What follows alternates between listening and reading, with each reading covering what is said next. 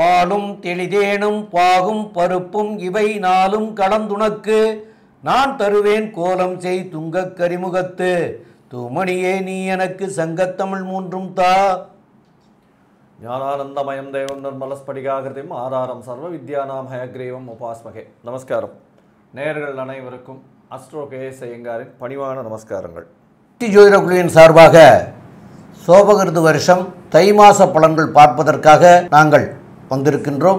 அடியேன் சக்தி சுவாமி ஆகிய நானும் கேஎஸ் ஐயங்கார் அவர்களும் டாக்டர் ஹரிஹர சர்மா ஐயா அவர்களும் சக்தி ஜோதிட குழுவின் சார்பாக வந்திருக்கின்றோம்.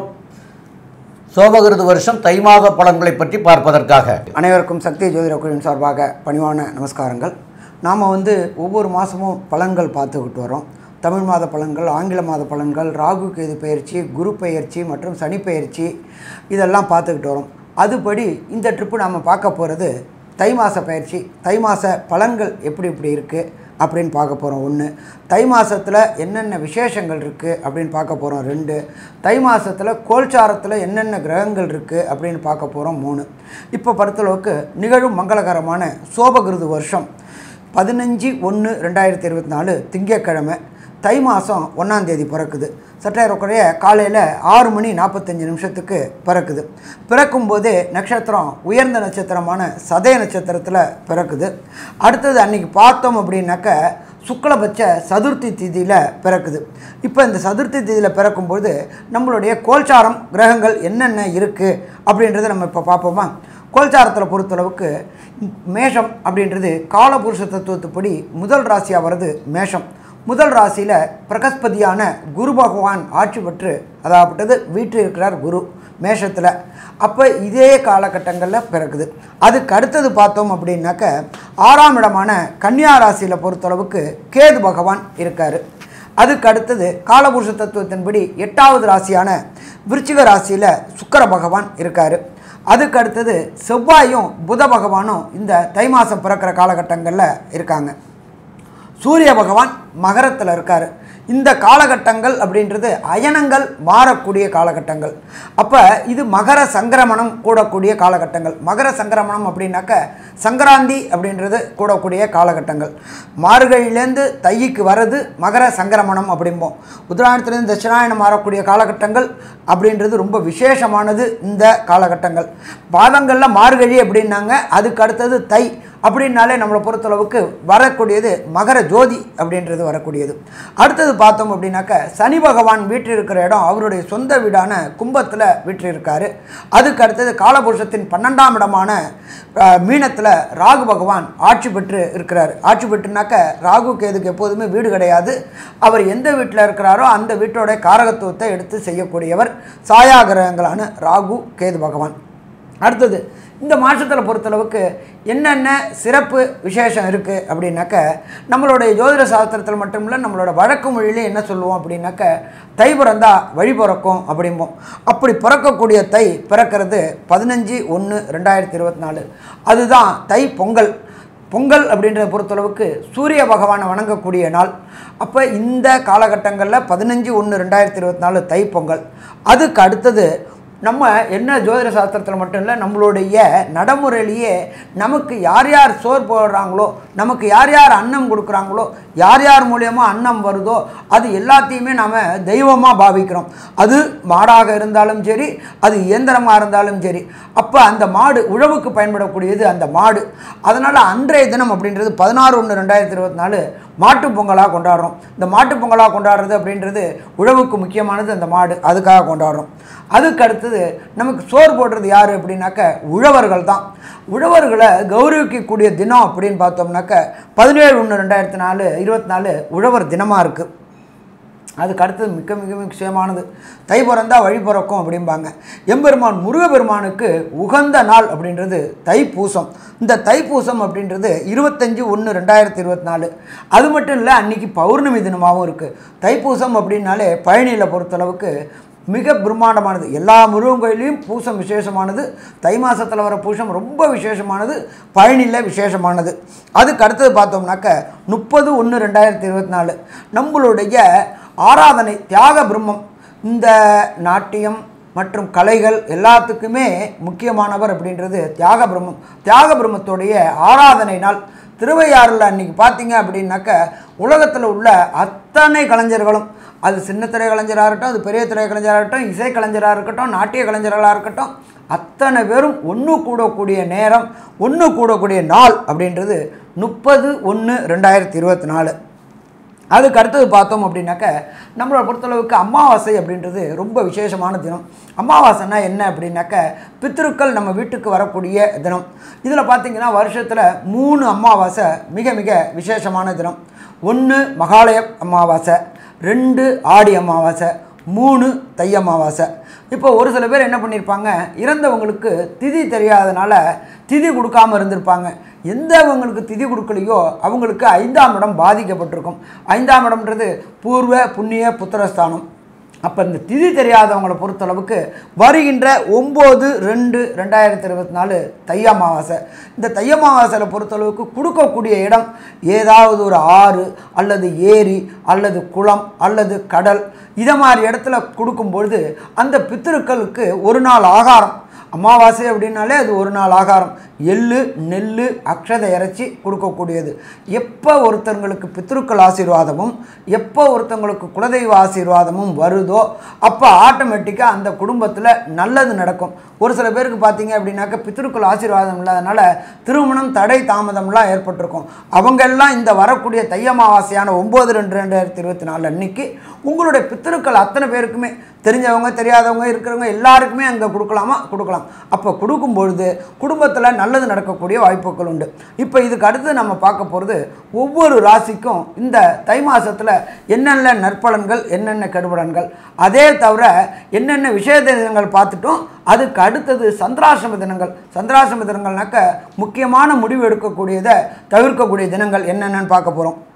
அதுக்கு அடுத்தது என்ன பார்க்க போகிறோம் அப்படின்னாக்க ஒரு சில பேருக்கு தசாநாதன், புத்திநாதன், அந்தரநாதன், சூட்சுமநாதன் சரியில்லை அப்படின்னாக்க அதற்கு உண்டான ஒவ்வொரு ராசிக்கும் உண்டான எளிய பரிகாரையும் பார்க்க போகிறோம். பொதுவாகவே இந்த மாச பலன்னு சொல்லக்கூடியது வந்து மாச கிரகங்கள்னு சொல்கிற சூரியன், புதன், சுக்கிரன் மற்றும் செவ்வாய், இந்த 4 கிரகங்களினுடைய பெயர்ச்சிகளை வச்சு சொல்லக்கூடியது. சூரியன் ஒரு ராசியிலிருந்து அடுத்த ராசிக்கு போகக்கூடியதை வந்து சௌரமானம்னு சொல்லக்கூடிய மாத பிறப்பா, அதாவது அந்த மாதம் பிறக்கிறத சொல்கிறது. இந்த வாட்டி தனுசு ராசியிலிருந்து மகர ராசிக்கு வந்து சூரிய பகவான் போகிறார். அது வந்து 15ஆம் தேதி ஆறுது. இந்த மாதத்தில் பார்த்தாலேயானால் செவ்வாய் பகவானும் சரி, புத பகவானும் சரி, சுக்கிர பகவானும் சரி, அவள் இருக்கக்கூடிய ராசியிலிருந்து அடுத்த ராசிக்கு போகிறாள். சுக்கிர பகவான் வந்து 19ஆம் தேதி, அதாவது 19/1/2024 அன்னைக்கு அவர் வந்து விருச்சிகத்திலிருந்து தனுசுக்கும், அதற்கு பிறகு 27/1/2024 அன்னைக்கு புத பகவான் அவர் வந்து தனுசிலிருந்து மகரத்திற்கும், செவ்வாய் பகவான் 4/2/2024 அன்னைக்கு தனுசிலிருந்து மகரத்திற்கும் போகிறார். அதனால் இதையும் கணக்கில் எடுத்துட்டு இந்த மாதத்தினுடைய பலனை ஒன்றொன்னா பார்க்கலாம். காலபுருஷ தத்துவத்தின்படி 6வது ராசி அவரது கன்னியா ராசி. ராசியிலேயே கேது பகவான் சப்பளம் போட்டு உட்கார்ந்துருக்கிறார். 1 நம்ம கேது பகவானை என்ன சொல்லுவோம், ஞானக்காரகன் அப்படிம்போம். ஞானம் எப்போ கிடைக்கும், அடி உத பட்டு தான் ஞானம் கிடைக்கும். அப்போ இந்த தை மாதத்தில் ரொம்ப எச்சரிக்கையாக இருக்கணுமா, ரொம்ப எச்சரிக்கையாக இருக்கணும். அதை தவிர உங்களுடைய ராசிநாதனான புத பகவான் 4ஆம் இடத்துல இருக்கார். 4ஆம் இடத்துல அவர் மட்டும் தனிச்சு இருக்காரா அப்படின்னா தனிச்சு இல்லை, கூட 3ஆம் இடத்துக்கு உண்டான அங்காரகனும் அங்கே இருக்கார். அப்போ இந்த காலகட்டங்களில் யாருக்கும் வாக்குறுதி கொடுக்கறத தவிர்ப்பது சிறந்தது. ஏன் அப்படின்னாக்க உங்களுக்கு ஓவர் தைரியத்தை கொடுப்பாரு. 3 கூடிய கம்யூனிகேஷன் பாவாதிபதி 4ல் இருக்கார். ஓவர் தைரியத்தை கொடுப்பாரு. நான் அதை பண்ணிடுவேன், நான் இதை பண்ணிடுவேன் அப்படின்னு சொல்லிவிட்டு கடைசியில் அதை தோல்வியில் சந்திக்கக்கூடிய வாய்ப்புகள் உண்டு. இதுக்கு பேர் தான் கேது பகவான்னு பேர். ஞானக்காரகன், அடிபட்டு பிரச்சனையை சந்திச்சுக்கிட்டு வெளிவரக்கூடியது. இதை தவிர பார்த்தோம்னாக்க ராசியிலேயே கேது பகவான் இருக்கிறதுனால இந்த காலகட்டங்களில் உடலில் சின்ன சின்ன தொந்தரவுகள் வர வாய்ப்புகள் உண்டு. தொந்தரவுகள் வர வாய்ப்புகள் அப்படின்னாக்க அஜீரண கோளாறு 1, நுண்ணிய கிருமிகளால் யூரினரி இன்ஃபெக்ஷனரி 2, 3 அப்போ இந்த காலகட்டங்களில் இந்த கொரோனான்றதும் பரவக்கூடிய வாய்ப்புகளும் உண்டு. நுண்கிருமிகளால் தான் கொரோனா பரவக்கூடியது. அப்போ இந்த காலகட்டங்களில் கன்னியா ராசிக்காரங்க ரொம்ப எச்சரிக்கையாக இருக்கணும். சரி, ராசிக்கு 7ல் ராகு பகவான் உட்காந்துருக்கார். ராகு அப்படின்னாலே பிரம்மாண்டம். எதில் பிரம்மாண்டமாக இருப்பார்? பிரச்சனை செய்யக்கூடியதில் பிரம்மாண்டமாக இருப்பார். உங்களுடைய தொழில் பார்ட்னரோட பிரச்சனை ஆகக்கூடிய வாய்ப்புகள் உண்டு. அவர் சொல்கிறத நீங்கள் கேட்டிங்கன்னா தொழில் சிறப்பாக இருக்கும். இல்லை, தொழிலில் உங்களை குழப்பம் பண்ணி விட்டுக்கிட்டே இருந்துக்கிட்டு இருப்பார். அப்போ குழப்பம் பண்ண விட்டு நீங்கள் தொழிலை பார்ப்பீங்களா, உங்களுக்குள்ளான குழப்பங்களை பார்ப்பீங்களான்ற ஒரு தெளிவற்ற நிலை இருக்கக்கூடிய வாய்ப்புகள் உண்டாகும். என்ன ஒன்று, குருவோ தனக்காரகனா போய் 8ல் போய் மாட்டிக்கிட்டார். கேட்ட இடத்துல கடன் கிடைக்காது, வாங்கின கடனை கொடுக்க முடியாத சங்கடங்கள் அத்தனையும் இந்த காலகட்டங்களில் வரக்கூடிய வாய்ப்புகள் உண்டு. சரி, வேறு என்ன தான் ஜாமி கிடைக்கும்? 12 சூரிய பகவான் உட்கார்ந்துருக்கிற இடம் 5ல். இந்த ஒரு தெலுங்கில் ஒரு பழமொழி சொல்லுவாங்க, பேர் பெத்த பேர் நேமு தாவுலேது. பேர் இருக்கும், புகழ் இருக்கும், ஆனால் காசு இருக்காது. அதனால் இந்த காலகட்டங்களில் கொஞ்சம் எச்சரிக்கையாக இருக்கணும். உடல் நலத்தில் தொந்தரவு வரக்கூடிய வாய்ப்புகள் உண்டு. கணவன் மனைவிக்குள்ளார பிரச்சனை வர வாய்ப்புகள் உண்டு. அதனால் விட்டு கொடுத்துட்டு போயிட்டோம்னாக்க பெரிய அளவுக்கு பிரச்சனையை தவிர்க்கலாம். சரி, சந்தான பாக்கியம் 12 5ல் இருக்கார். வீரியஸ்தானாதிபதியான குருவே அவருடைய வீட்டை பார்க்குறார். நீண்ட நாட்களாக திருமணமாகி வம்சம் விருத்தி கிடைக்காதவங்களுக்கு இந்த காலகட்டங்களில் செட் ஆகக்கூடிய வாய்ப்புகள் உண்டு. புத்திரக்காரனான குரு பெண்ணோடைய 4ஆம் இடம்ன்றது கர்ப்பம் தாங்கக்கூடிய ஸ்தானம். அங்கே 3 செவ்வாயும் இருக்கிறதுனால கண்டிப்பாக கர்ப்பம் நிற்கக்கூடிய வாய்ப்புகள் உண்டாகும். அப்போ இதுவரையிலும் அசிங்கங்களும் அவமானங்களையும் சந்திச்சுட்டு தம்பதி, என்னப்பா கல்யாணம் ஆச்சு, எத்தனை குழந்தைங்க அப்படின்னு கேட்கும்போது ரொம்ப தர்மசங்கடமான சூழ்நிலை இருந்துச்சு. அது இந்த தை பிறக்கும்பொழுது கன்னியா ராசிக்காரங்களுக்கு விடுதலை கிடைக்கக்கூடிய காலகட்டம் அப்படின்னு சொல்லலாமாங்க. கண்டிப்பாக வேலை செய்யலாம் காலகட்டம்னு சொல்லலாம். அடுத்தது, இந்த கன்னியா ராசிக்கு தொழில் எப்படி இருக்கும், வேலை எப்படி இருக்கும், படிப்பு எப்படி இருக்கும் அப்படின்றத நம்மளுடைய அஸ்ட்ரோ KS ஐயங்கார் அவங்க விரிவாகவும் விளக்கமாகவும் சொல்லுவாங்க. ஐயா, அற்புதமாக சொன்னீங்க. அதாவது தொழில், படிப்பு, வேலை எப்படி இருக்குது அப்படின்றத கேட்க சொல்லியிருக்கீங்க. இந்த கன்னியா ராசிக்காரர்களை பொறுத்தவரையிலும் பார்த்தோம்னா புதிய வேலை அமையக்கூடிய வாய்ப்புகள் உண்டு. ஏன்னா இவ்வளோ நாள் 5ஆம் இடத்துல சனி பகவான் இருந்தார். 6ஆம் இடத்துல இருக்கக்கூடிய சனி பகவான் 6ஆம் அதிபதி 6க்கு 12ல் இருந்ததுனால வேலை வர மாதிரி இருக்கும். ஃபஸ்ட் ரவுண்ட் இன்டர்வியூ கிளியர் ஆகும், செகண்ட் ரவுண்ட் கிளியர் ஆகும், 3ஆவது ரவுண்டும் கிளியர் ஆகும். ஃபைனல் ரவுண்டில் பார்த்தீங்கன்னா உங்களுக்கு பதிலாக வேறு ஆளை போட்டான் அப்படின்வாங்க. அந்த விஷயங்கள்லாம் இப்போ மாறி தை மாதத்தில் ஒரு பெரிய ஏற்றம் வரக்கூடியதாக இருக்கும். ஏன்னா 6ஆம் இடத்தில் 6ஆம் அதிபதியான சனி பகவான் தன்னுடைய மூல திரிகோண வீட்டில் போய் ஆட்சி பெற்று இருக்கிறது பெரிய விசேஷம். அது இவ்வளவு நாள் கழித்து ஒரு பெரிய மாற்றம். கிட்டத்தட்ட ஒரு 2.5-3 வருஷமாக நீங்கள் கஷ்டப்பட்டுட்ருக்கீங்க வேலைக்குன்னு. உங்களுக்கு பெரிய மாற்றங்கள் இந்த தை மாதத்துலேருந்து இருக்குது. ஏன்னா தை பிறந்தால் வழி பிறக்கும்ன்றது உங்களுக்கு தான் ஒரு பெரிய ஏற்றம் இருக்குது. உங்களுடைய ராசிக்கு 6ஆம் இடத்துல சனி பகவான் இருக்கிறதுனால எதிரிகள் அற்ற நிலை இருக்கும். எந்த ஒரு எதிரியும் உங்களை ஃபேஸ் பண்ண முடியாது. எல்லா விஷயத்திலையும் பிரச்சனைகள் இல்லாமல் போகக்கூடிய பாசிபிலிட்டி ரொம்ப அதிகம். புதிய வேலை கிடைக்கக்கூடிய வாய்ப்புகள் நிச்சயமாக உண்டு. தொழிலில் பெரிய அபரிமிதமான ஏற்றம் இருக்கும். என்ன தொழிலில் அபரிமிதமான ஏற்றம்னா, உங்களுடைய ராசிக்கு 10ஆம் அதிபதியானவர் உங்களுடைய ராசிநாதனான புத பகவானே அவர் 4ஆம் இடத்துல போய் இருக்கார். அதாவது இந்த தொழில் மூலியமாக உங்களுக்கு கம்ஃபர்ட் வரக்கூடிய, சந்தோஷம் வரக்கூடிய காலகட்டம், சுகம் அனுபவிக்கக்கூடிய காலகட்டம், புதுசாக வீடு மனை வாங்கக்கூடிய காலகட்டம். இந்த காலகட்டத்தில் பார்த்தோன்னா புதிய வீடும் அமையும். ஏன்னா உங்களுடைய ராசிக்கு பார்த்தோன்னா 8ஆம் இடமும் 4ஆம் இடமும் பரிவர்த்தனை யோகம் அமைஞ்சிருக்கிறது ரொம்பவும் விசேஷம். இதில் 4ஆம் அதிபதி 4ஆம் இடத்துல ஆட்சி பெற்று போயிருக்காருன்னே வச்சுக்கலாம். அந்த மாதிரியான காலகட்டத்தில் உங்களுடைய ராசிக்கு 10ஆம் அதிபதியும் 4ஆம் இடத்துல இன்னொரு திரிகோணத்தில் கேந்திரத்தில் இருக்கிறது பெரிய விசேஷம்.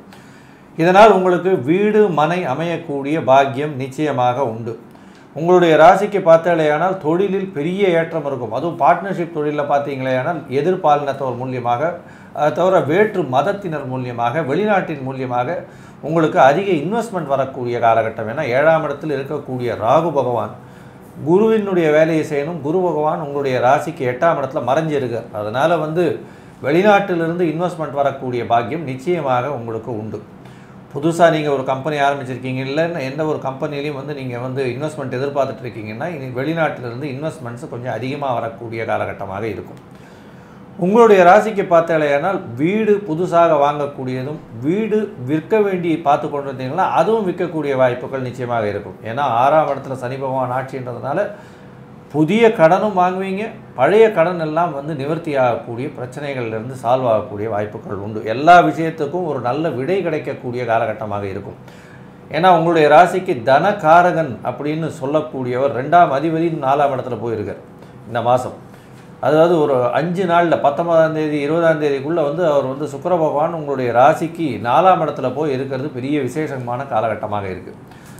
படிக்கக்கூடிய மாணவர்களுக்கு பெரிய ஏற்றம். ஏன்னா ராசியின் அதிபதியும் சரி, 2ஆம் அதிபதியும் சரி, பேச்சு ஸ்தானாதிபதினு சொல்லக்கூடியவரும் நல்ல ஒரு ஏற்றத்தில் 4ஆம் இடத்துல போய் குருவின் பார்வையில் இருக்கிறது பெரிய ஏற்றம். இதன் மூலியமாக படிக்கக்கூடிய மாணவர்களுக்கு நல்ல ஏற்றம். அதை தவிர வந்து வேலைக்கு பார்க்கக்கூடியவர்களுக்கு பெரிய ஏற்றம். அரசியல் செல்வாக்கில் இருக்கிறவர்களுக்கு எதிரிகள் அற்ற நிலை இருக்கக்கூடிய காலகட்டமாக இருக்கும். இருந்தாலும் ஏற்ற மாதிரி வந்து ராகு பகவான் இருக்கிறதுனால உங்களை நிறைய ஏற்றி விடக்கூடிய காலகட்டம் இருக்கும். ஜாகிரதையாக இருக்கிறது ரொம்பவும் நல்லது. எதிராளிகளோடு ரொம்ப ஜாகிரதையாக இருக்கிறது ரொம்பவும் நல்லது. உங்களுடைய ராசிக்கு பார்த்தோம்னா கேது பகவான் உங்களுடைய ராசியிலே இருக்கிறதுனால சிறு சிறு உடல் உபாதைகள் வரக்கூடிய பாக்கியம் உண்டு. உங்களுடைய ராசிக்கு 3ஆம் அதிபதி அப்படின்னு சொல்லக்கூடிய செவ்வாய் பகவான் வந்து அவரே 8க்கும் அதிபதியாக இருக்கிறதுனால அவர் 4ஆம் இடத்துல இருக்கிறதுனால தாயின் உடல்நிலையில் சற்று பின்னடைவு இருக்கக்கூடும். இளைய சகோதரர்களுக்கு கொஞ்சம் பிரச்சனைகள் இருக்கக்கூடிய வாய்ப்புகள் உண்டு. சரி, இந்த மாதம் பார்த்தோம்னா உங்களுடைய முயற்சிகள் எல்லாமே வெற்றி பெறக்கூடிய காலகட்டமாக இருக்குது. இருந்தாலும் சில நாட்கள் வந்து உங்களுடைய முயற்சிகளை தவிர்த்து வைப்பது நல்லது அப்படின்றத சொல்கிறோம். இந்த தவிர்த்து வைக்க வேண்டிய நாட்கள் என்ன, இந்த மாதத்தில் வந்து எந்த கிரகத்துக்கு என்ன பரிகாரம், என்ன எளிய பரிகாரம் செய்யலாம் அப்படின்றத பற்றி நம்ம ஐயா கிட்ட கேட்போம். ரொம்ப அற்புதமாக தெளிவாக சொன்னீங்க ஐயா. இப்போது கன்னிராசிக்காரர்களுக்கு சந்திராஷ்டம தினங்கள் அப்படின்னு சொல்லக்கூடியது வந்து வரக்கூடிய 18/1/2024 வியாழக்கிழமையும், 19/1/2024 வெள்ளிக்கிழமையும், 20/1/2024 சனிக்கிழமை பகல் 12 மணி வரைக்குமே இவங்களுக்கு சந்திராஷ்டமம். இந்த சந்திராஷ்டமம் அப்படிங்கிறது என்னன்னு கேட்டிங்கன்னா, சந்திரன் அப்படிங்கிற ஒரு மனோகாரகன். அந்த மனோகாரகன் உங்களுடைய ராசிக்கு 8ஆம் இடத்துல சஞ்சரிக்கக்கூடிய காலத்தை சந்திராஷ்டமம்னு சொல்கிறோம். இந்த சந்திராஷ்டமம் வரும்போது மனம் வேவரிகேஷன் ஏற்படும், மனம் ஒருநிலைப்படுத்த முடியாது. இந்த காலகட்டத்தில் நீங்கள் எடுக்கிற முடிவுகள்லேருந்து தவறான முடிவுகளை எடுக்கக்கூடிய வாய்ப்புகள் உண்டு. அதனால் பின்னாடி வந்து பல தொந்தரவுகள் வரும். அதனால் இந்த 2.25 நாட்களை தவிர்த்துக்கிறது நல்லது. எதற்காக தவிர்க்க வேண்டும் அப்படின்னா, ஒன்று பிரயாணம் செய்வதை, அதாவது வெளியூர் வெளிநாடு பிரயாணங்கள் செய்வதை தவிர்க்க வேண்டும். புதிதான முயற்சிகள் எதுவும் செய்வதையும் தவிர்க்க வேண்டும். இந்த 2 நாட்களையும் தவிர்க்க வேண்டும். உங்களுடைய ராசியிலேயே கேது பகவான் இருக்கார். அந்த ராசிநாதனாகிய புதன் பகவான் 4ஆம் இடத்துல போய் இருந்த போதிலும் தாயாருடைய உடல்நிலையும் பாதிக்கும்னு ஐயா சொன்னாங்க. அதனால் கேது பகவான் இருக்கிறதுனால மனநிலையும் பாதிக்கும்னு சொன்னாங்க. அதெல்லாம் உண்மைதான். அப்போது இவங்க வந்து என்ன பண்ணணும் அப்படின்னு கேட்டிங்கன்னா, சனிக்கிழமை அன்னைக்கு ஆஞ்சநேயர் பகவானை வழிபடுறதும் பெருமாளை வழிபடுறதும் சாலச் சிறந்ததாக இருக்கும். இந்த தை மாதம் இவங்க இதை பண்ணிக்கிட்டு வந்தாங்கன்னா இதனால் வரக்கூடிய விளைவுகளில் இருந்து நன்மை அடைய முடியும் அப்படிங்கிறத சொல்கிறோம். மேலும் உள்ள விவரங்களை பற்றி நம்முடைய ஐயா கே.எஸ். ஐயங்கார் அவங்க சொல்லுவாங்க. ஐயா, கன்னியா ராசியை பொறுத்தவரையிலும் பணத்திற்கு பஞ்சம் இருக்காது. புதிய வேலை கிடைக்கக்கூடிய பாக்கியம் உண்டு. தொழிலில் நல்ல ஏற்றம் இருக்கும். உடல் நலத்தில் சற்று கவனம் தேவை. தாயின் உடல் நலத்தில் சற்று கவனமாக இருக்க வேண்டும். படிக்கக்கூடிய மாணவர்களுக்கு நல்ல ஒரு ஏற்றம். வெளிநாடு போகக்கூடிய பாக்கியம் நிச்சயமாக உண்டு. புதிய பதவி, புகழ், அந்தஸ்து, கௌரவம், வெளிநாட்டு போகக்கூடிய வாய்ப்பு நிச்சயமாக வரும். உங்களுடைய ராசிக்கு 4ஆம் இடத்தில் சுக்கிர பகவானும் புத பகவானும் இருக்கிறதுனால புதிய வீடு மனை வாங்கக்கூடிய வாய்ப்புகள் நிச்சயமாக உண்டு. அதன் மூலியமாக புதிய கடன் வாங்கக்கூடிய வாய்ப்புகள் நிச்சயமாக இருக்கும். பொதுவாகவே இந்த தை மாதம் பெரிய ஏற்றத்தை கொடுக்கக்கூடிய காலகட்டமாக இந்த கன்னியா ராசிக்கு இருக்குது. இருந்தாலும் உடல் நிலையிலையும், உங்களுடைய உடல் நிலையிலையும், தாயாரின் உடல் நிலையத்தையும் கொஞ்சம் கருத்தில் கொள்வது ரொம்பவும் அவசியம் அப்படின்னு இந்த சக்தி ஜோதிட குழு சொல்லுது. நன்றி, நமஸ்காரம். Astro KS Iyengar YouTube channel பார்த்தமைக்கு நன்றிகள். மேலும் இது போன்ற ஆன்மீக ஜோதிஷ தகவல்கள் உங்களை வந்து அடைய Astro KS Iyengar YouTube channel subscribe செய்யவும், பெல் ஐக்கானை மறக்காமல் அழுத்தவும். நன்றி, வணக்கம்.